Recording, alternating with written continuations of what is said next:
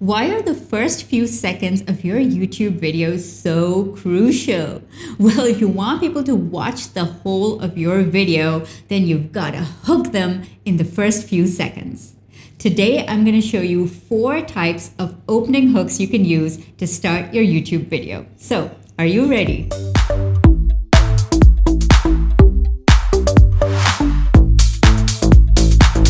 Hey entrepreneur, it's Salma Jafri from salmajafri.com, and you are in the right place if you want to grow your personal brand with video. Click the red subscribe button and the bell, and let's begin. Now imagine that somebody reads your title and clicks through to your video only to have a 3-minute introduction about who you are and why you are. So YouTube audiences are pretty fickle, and when they click on a title, they want the goods as soon as you can possibly give them. And trust me, I have been guilty of having very long intros as well. So when I say this, take it to heart. You need to have a short and specific intro that is going to immediately hook your audience and is going to make them feel like you are delivering on the promise of your title. So why exactly do you need a hook to begin your YouTube video, and what is a hook? Well, in literature, a hook is the opening of a story that hooks the reader's attention so that they keep on reading. On YouTube, the hook's purpose is twofold. Number 1, to deliver on the promise of your title so people know that they're in the right place, they clicked on the right video. And number 2, to keep people watching because they feel like, okay, I'm in the right place, I can continue watching this video. So why do you need a hook? Well, a hook is crucial because the first 8 seconds are going to be the deciding seconds between whether somebody wants to watch your entire video or whether they make a split-second decision and say, you know what?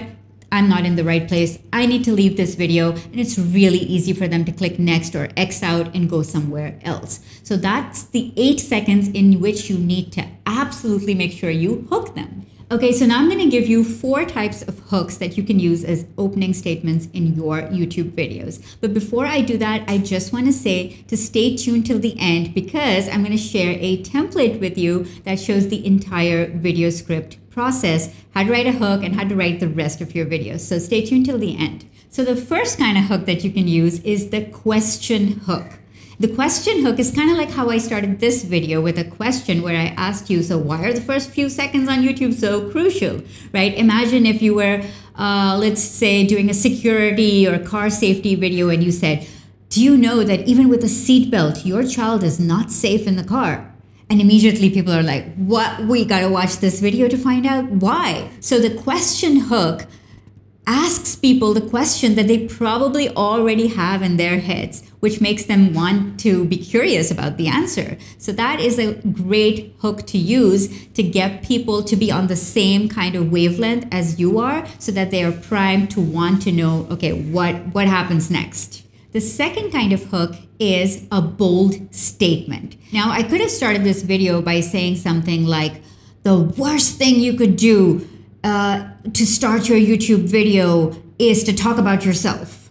Now that's a pretty bold statement, like I'm calling you out on that, right? So you could make a bold statement and then go on in your video to kind of explain both sides or your justification or your reasoning or your analysis or whatever it is, right? So bold statement kind of polarizes people to choose a side. Like, is that really the worst thing? I don't know. Like, am I on board with this or not? So when they choose sides, then the people who are on your side and think that it might be the worst thing are going to continue to watch the video. And people who are not are just going to watch it out of curiosity, and they might be convinced of your arguments. So you can start your video with a big, bold statement. The third kind of opening hook is to start with a fact or a statistic. So imagine I started a video by saying 90% of all successful YouTube videos have a custom thumbnail.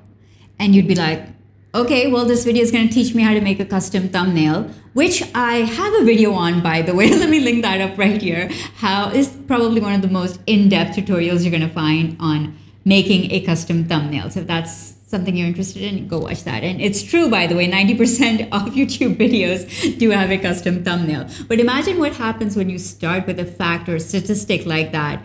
I'm totally tripping on the word statistic here, but it gives people a frame of reference. It says, okay, well, 90% people are doing this. Am I doing it as well? So am I part of the majority that is going to be successful? So it gives them context, a frame of reference, and it's a great way to start a video in a really opening hook, hard-hitting kind of way. The fourth hook is the story hook.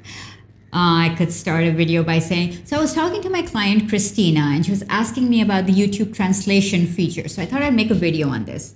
By the way, that is so true. I do have a client called Christina, and she did ask me about the YouTube translation feature, and I might make a video on that. So that's a great way to kind of become more relatable by saying, well, you know what? I was answering this question, and I thought I'm just going to share the information with you guys. So I don't know, do you guys want to know about the YouTube translation feature? Let me put a poll up here and you can click yes or no and let me know if that's a video you're going to be interested in seeing. So you guys can do that as well. So you can start off with a story, and what's great about stories is that it makes people feel like they can relate to where you are in the journey or whatever journey you're talking about. So it gives a good starting point for, okay, we're going to start here and the story is going to continue throughout the video. So they feel more invested in watching the rest of your video because they're invested in the story that you just started. I've got a question for you. Out of these 4 hooks, which one are you going to use in your next video? Tell me in the comments below. So what do you say after your hook? Like, how do you follow that up? Well, I like to follow it up with 2 things. So the first thing is I like to tell you what to expect in the rest of the video. So for example, if I started with a question or a story or a fact or whatever, I'll kind of follow that up with, okay, so here's what we're going to talk about in this video. This is the information that I plan to convey. So it gives you context as to what's coming up.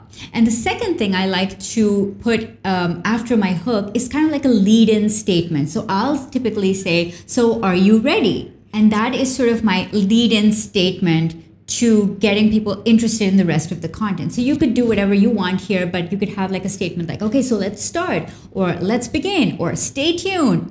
Secrets will be revealed, or coming up, you know, whatever you want to match the vibe of your video to get people to want to continue watching. Are you kind of wishing at this point you kind of had a template for all of this stuff? Like, how do you write a hook and then what goes on? Well, you're in luck because I have a video script template that I would love to share with you. It is inside my Facebook group, Personal Branding with Video. I'm going to drop a link here as well as inside the description section. Go join the group, answer the 2 questions, and you'll be in. And then the video script is in the files section. You can literally copy it and make it your own.